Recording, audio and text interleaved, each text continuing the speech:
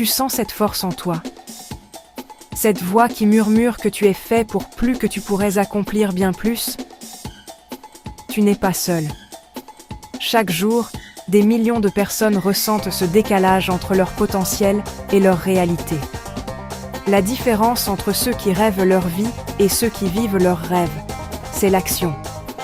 En 8 minutes, je te donne 5 clés concrètes, pas des théories abstraites, mais des outils puissants pour transformer ta vie. Je vais te montrer comment briser les chaînes qui te retiennent et comment commencer, dès aujourd'hui, à construire la vie que tu mérites vraiment. Cette vidéo YouTube de 8 minutes est conçue pour être un catalyseur, un déclencheur, un moment où tu décides de passer au niveau supérieur. Je sais que le temps est précieux, chaque seconde est remplie de valeurs, de stratégies que j'ai vues fonctionner pour des milliers de personnes. Ce ne sont pas des trucs, ce sont des principes fondamentaux de la réussite et de l'épanouissement. Prends un carnet, prépare-toi à prendre des notes, mais surtout, prépare-toi à agir. Le changement ne se produit pas en regardant passivement, il se produit en s'engageant activement dans sa propre transformation. Alors, si tu es prêt à arrêter de subir et à commencer à créer, si tu es prêt à libérer ta puissance intérieure, fais-le savoir. Montre ton engagement envers toi-même dès maintenant. Abonne-toi et active la cloche pour ne rien manquer. C'est le premier pas, la première décision. Le reste, on le construit ensemble, tout de suite. Es-tu prêt? C'est parti. La procrastination. C'est l'assassin silencieux des rêves, le voleur de destin. Combien de fois t'es-tu dit « je le ferai demain » et ce demain n'arrive jamais. Le problème n'est pas la tâche elle-même, c'est l'inertie. C'est la force qui te maintient cloué sur place. La bonne nouvelle? L'inertie peut être vaincue. Le secret n'est pas de trouver une motivation surhumaine pour affronter une montagne. Le secret, c'est de commencer petit. Tellement petit que ton cerveau ne peut même pas dire non. Tu as une tâche énorme qui te paralyse? Découpe-la. Pulvérise-la en morceaux minuscules. Ne pense pas à écrire un livre. Pense à écrire une phrase. Ne pense pas à nettoyer toute la maison. Pense à ranger un seul objet. Cette fragmentation change complètement la perspective. La montagne devient une série de petites pierres que tu peux déplacer une par une. L'overdose d'informations et la peur de l'imperfection se dissipent quand l'objectif est si simple qu'il en devient presque ridicule. C'est là qu'intervient la règle magique des 2 minutes. Si une action prend moins de 2 minutes, fais-la immédiatement. Pas plus tard. Pas après cette vidéo. Maintenant. Répondre à ce mail? Fais-le. Mettre ce vêtement dans le panier à linge? Fais-le. Noter cette idée? Fais-le. Chaque action de moins de 2 minutes que tu accomplis est une petite victoire. C'est une déclaration à l'univers et à toi-même. Je suis quelqu'un qui agit. Chaque petite action crée un élan. C'est une loi physique et psychologique. Un objet en mouvement a tendance à rester en mouvement. Quand tu commences à bouger, même sur la plus petite des tâches, tu crées une énergie cinétique. Cette énergie te porte vers la tâche suivante, puis la suivante.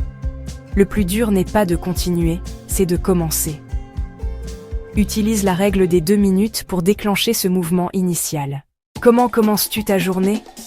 En attrapant ton téléphone, en scrollant sans fin, en laissant le chaos du monde extérieur dicter ton état intérieur? Si c'est le cas, tu perds la bataille avant même qu'elle n'ait commencé. Ta matinée ne t'appartient pas. Elle appartient aux notifications, aux emails, aux urgences des autres. Pour changer ta vie, tu dois reprendre le contrôle de tes matinées. Ce que tu fais dans la première heure de ta journée définit le ton pour les 15 heures suivantes. C'est un effet domino. Construis une matinée intentionnelle. Ce n'est pas une corvée, c'est un cadeau que tu te fais. C'est un rituel sacré pour te connecter à toi-même avant de te connecter au monde. La première étape est l'hydratation. Ton corps et ton cerveau sont déshydratés après une nuit de sommeil.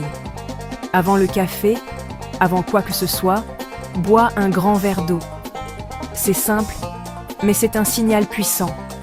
Tu prends soin de ta machine, tu lui donnes le carburant essentiel pour fonctionner à son plein potentiel. Ensuite, le mouvement. Pas besoin de courir un marathon, 10 minutes suffisent. Des étirements, quelques pompes, une marche rapide autour du pâté de maison.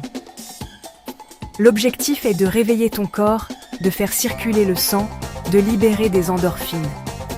Le mouvement crée l'émotion. Tu ne peux pas être dans un état d'énergie physique et dans un état de léthargie mentale en même temps. Bouge ton corps et ton esprit suivra. Change ta physiologie et tu changeras ta psychologie. Après avoir activé ton corps, active ton esprit. Mais pas avec les distractions, avec la concentration. Prends 10 à 15 minutes pour quelque chose qui te nourrit.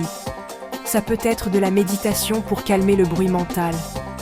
Ça peut être de la lecture, pas les infos, mais un livre qui t'inspire, qui t'apprend quelque chose. Ou ça peut être du journaling, écrire tes pensées, tes objectifs, tes gratitudes. Ce temps de concentration te centre, il ancre ton esprit dans la clarté et l'intention. Cette routine, c'est ta forteresse. C'est ton bouclier contre le stress et la réactivité. Chapter 3. Quelle est la conversation la plus importante de ta vie? C'est celle que tu as avec toi-même. 24 heures sur 24, 7 jours sur 7. Ce discours intérieur, ce critique dans ta tête, façonne ta réalité. Je ne suis pas assez bon, je n'y arriverai jamais, c'est trop difficile.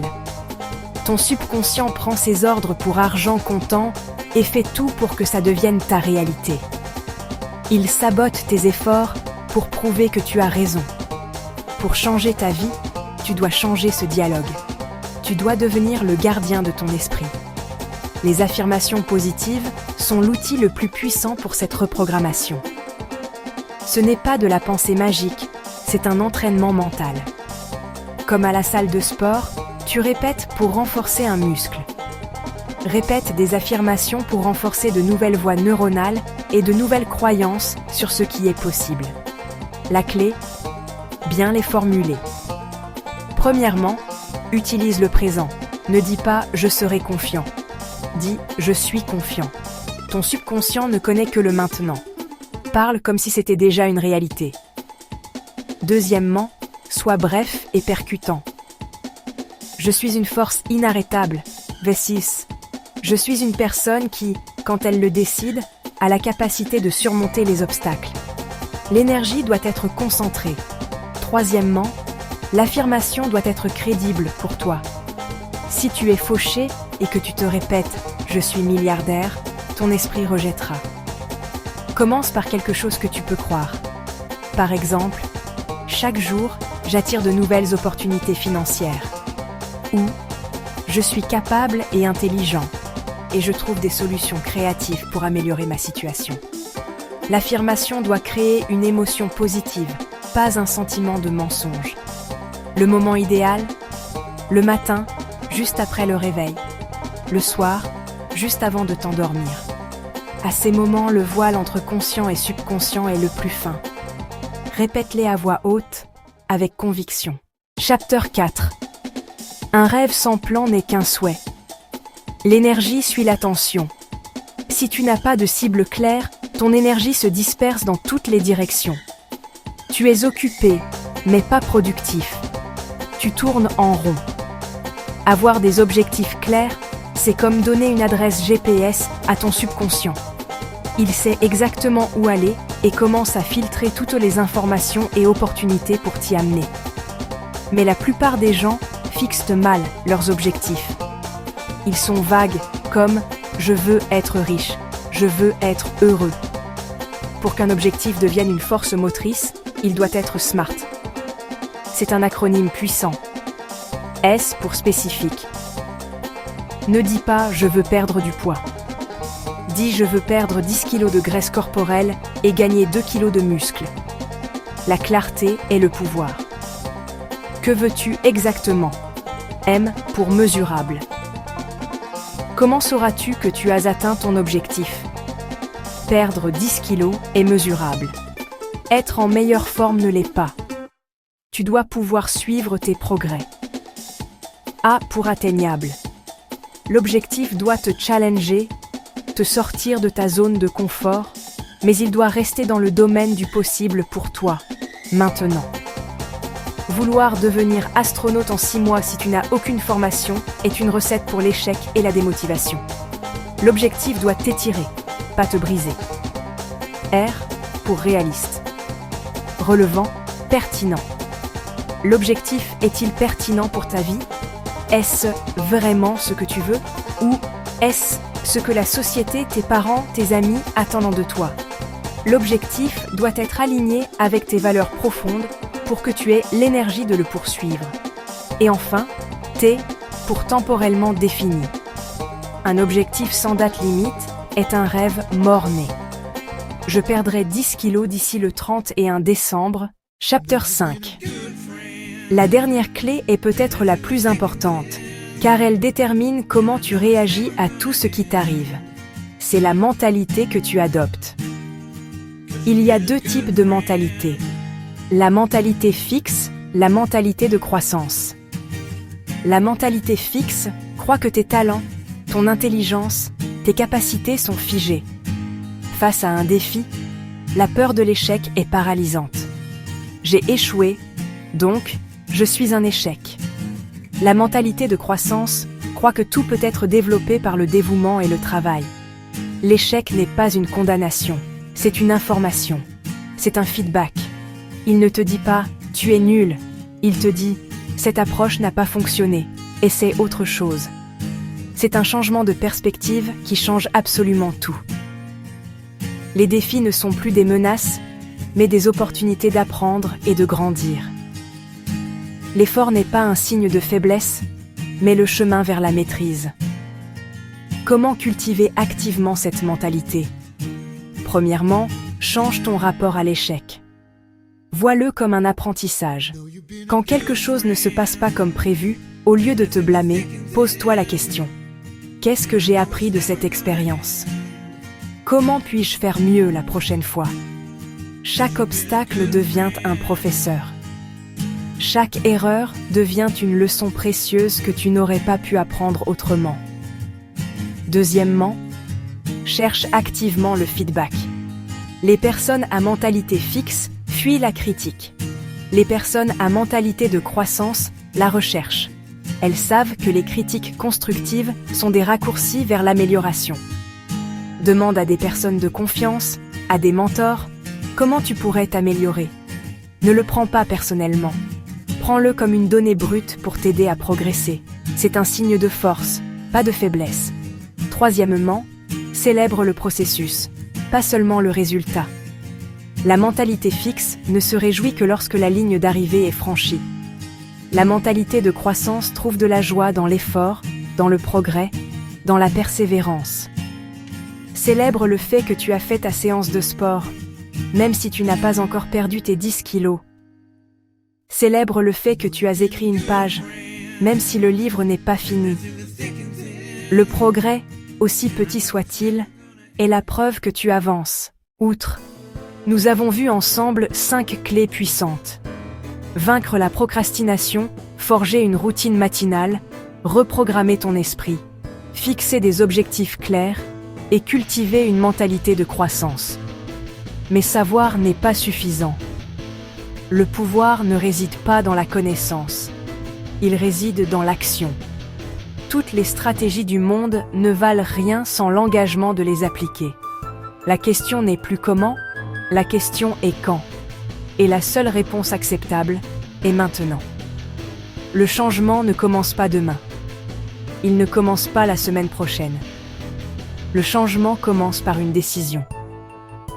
Prends-la maintenant. Cette décision, c'est de dire « assez ». Assez de vivre en dessous de ton potentiel. Assez de laisser la peur et le doute dicter ta vie. Assez de repousser tes rêves à plus tard. Décide aujourd'hui que tu vas appliquer au moins une de ces clés. Pas les 5, juste une. Choisis celle qui résonne le plus en toi et engage-toi à la mettre en pratique dès demain matin. Ce premier pas est le plus important de tous. C'est lui qui crée l'élan qui transformera toute ta vie. Tu as le pouvoir en toi. Il est temps de le libérer. Ceci n'est que le début de notre voyage ensemble. Si cette vidéo t'a apporté de la valeur, si tu as ressenti cette étincelle, alors continue d'alimenter le feu. Si tu as aimé, abonne-toi et active la cloche pour des vidéos hebdo sur la motivation et le mindset.